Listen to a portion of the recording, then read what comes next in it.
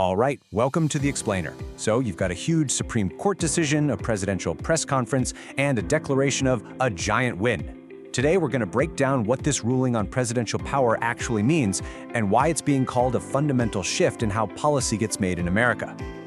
So, right out of the gate, the press conference started with this really bold claim.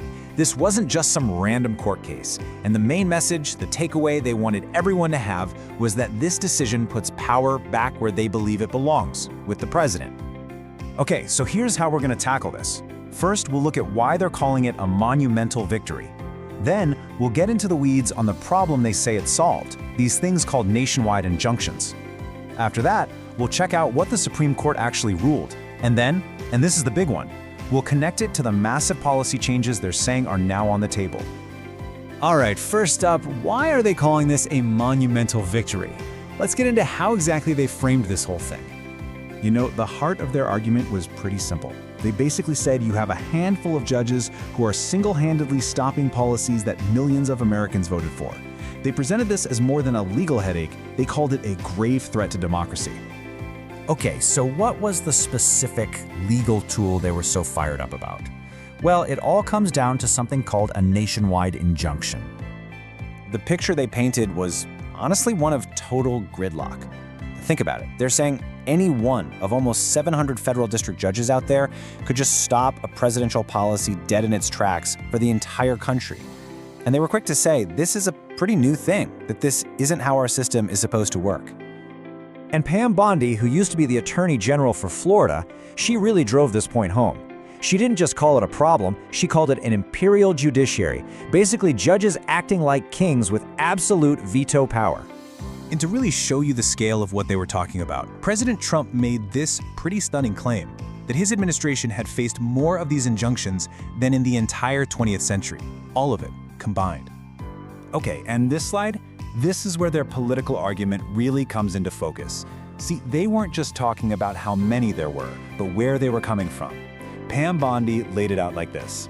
Out of 40 of these injunctions, a whopping 35 of them came from just 5 districts. Districts she specifically called out as being liberal-leaning.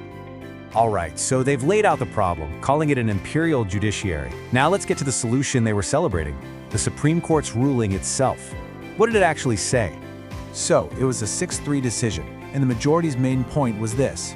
Those lower district courts, they don't have the power to issue these huge nationwide orders that stop a policy for everybody. They can only block it for the people actually involved in that specific lawsuit. And President Trump, in his speech, made a point to thank each of the 6 justices in the majority by name.